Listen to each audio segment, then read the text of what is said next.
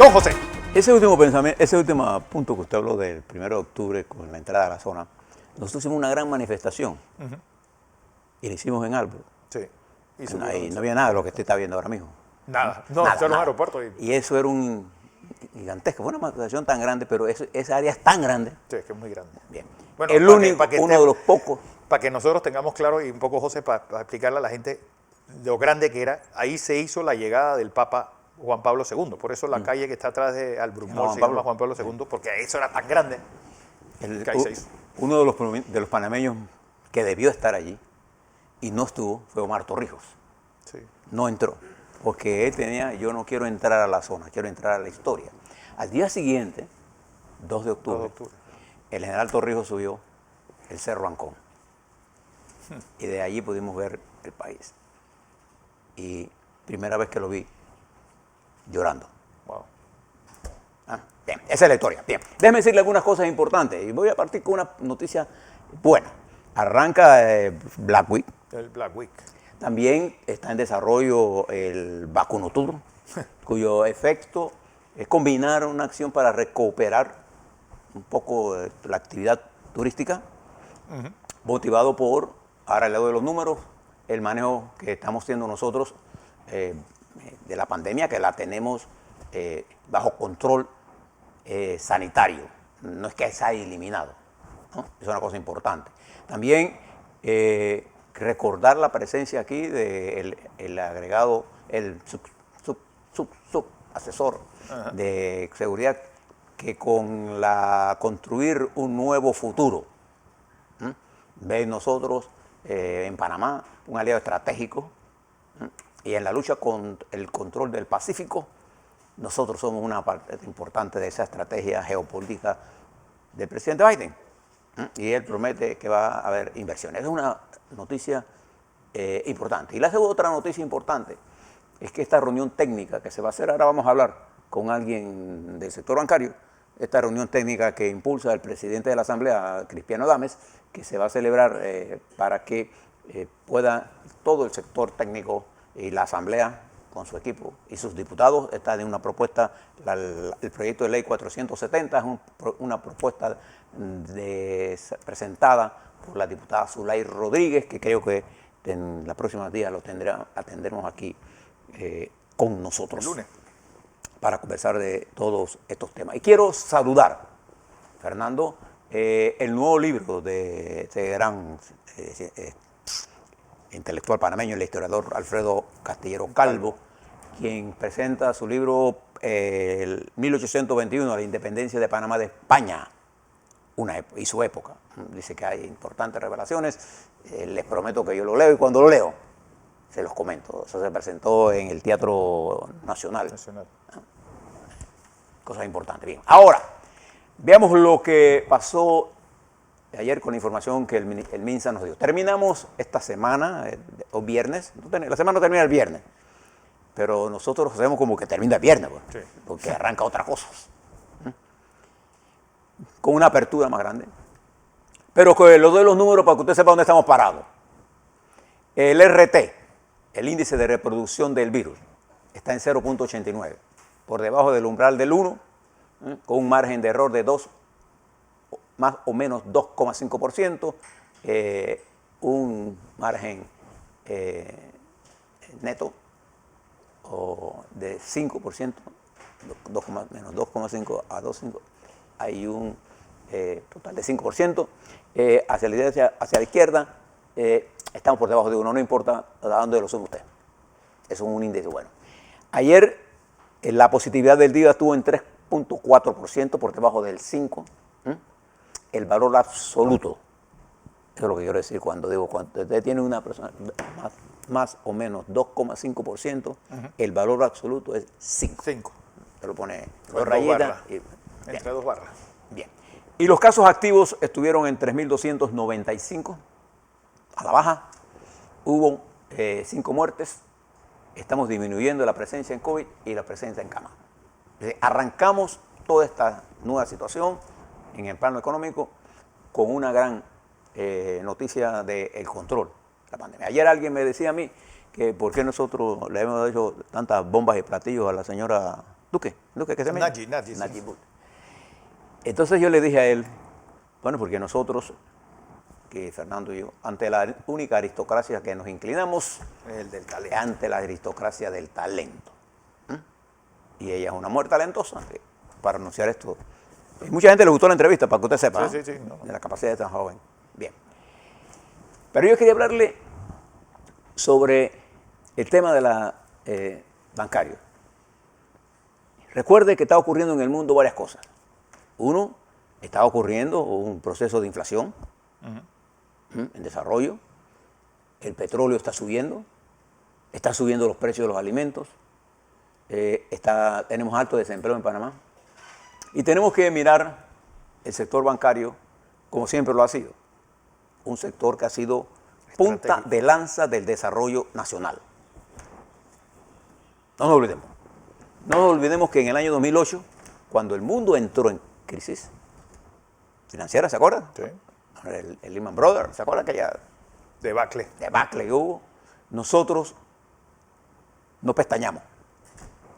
Es más, se abrió un fondo para que los bancos, una cuenta para que los bancos, si necesitaban dinero, tomaran $1.000 millones y no usaron ni un centavo. Exactamente. Nosotros no pestañamos.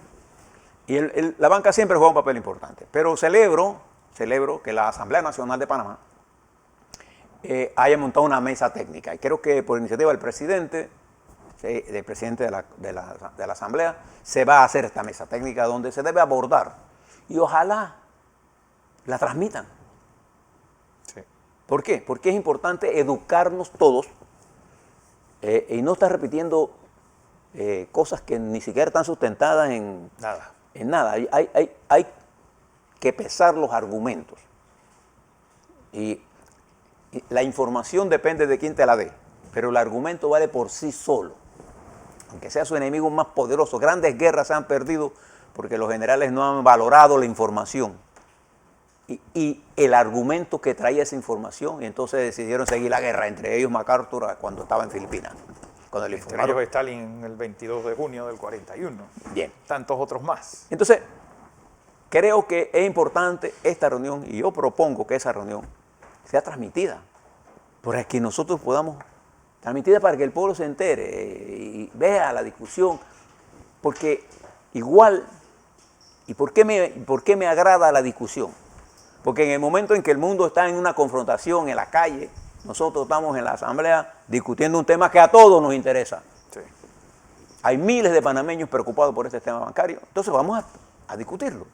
Por eso que a mí me agrada en lo personal y en lo político y en lo profesional que la República de Panamá tenga sentado en una mesa con Minera para buscar una salida a un nuevo contrato.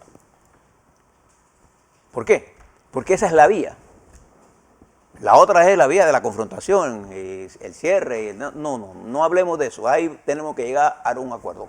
Esas son las cosas que nosotros, Fernando, tenemos que impulsar. Porque en un mundo como el actual, complejo, pasado por una fuerte ataque de un virus, la gente ha confundido el enemigo con el adversario político. El enemigo es el virus y ahora el enemigo es el desempleo. Y quien conspira contra esa es la falta de unidad para actuar sobre la coyuntura económica ahora. Entonces, si nosotros nos quedamos en peleas de barrio, en peleas electorales que se resuelven en unos meses ya por el año 2024, en reformas que tenemos que hacer y tenemos tiempo, lo que no tenemos tiempo es para abordar el tema económico, que requiere mayor esfuerzo y mayor consenso, y que requiere un respeto. Y entre esas cosas, un respeto a los trabajadores, un respeto a la intelectualidad, a la clase media, un respeto a los empresarios. Porque la demonización de cualquier sector lo único que atrae es la confrontación. ¿Por qué?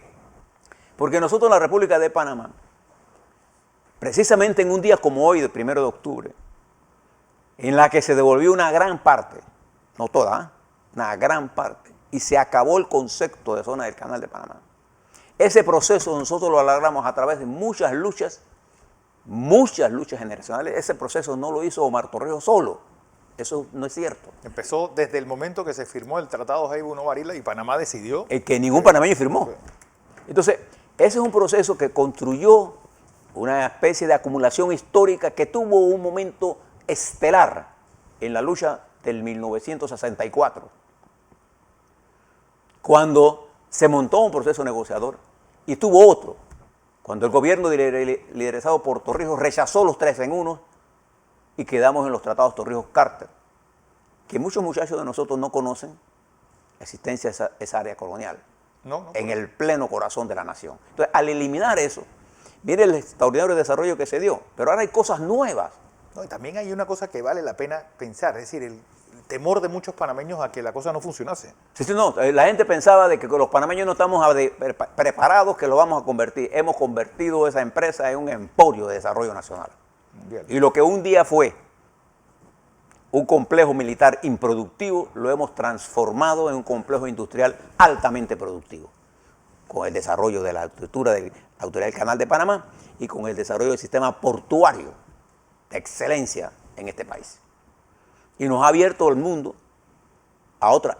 Y el sector bancario fue parte de esa estrategia diseñada magistralmente por Nicolás Ardito Barletta e implementada en la administración del presidente Torrijos, y que ha subsistido y que ha jugado un papel importante en el desarrollo nacional. Hay que hacer todo el tiempo, hay que hacer ajustes a las cosas.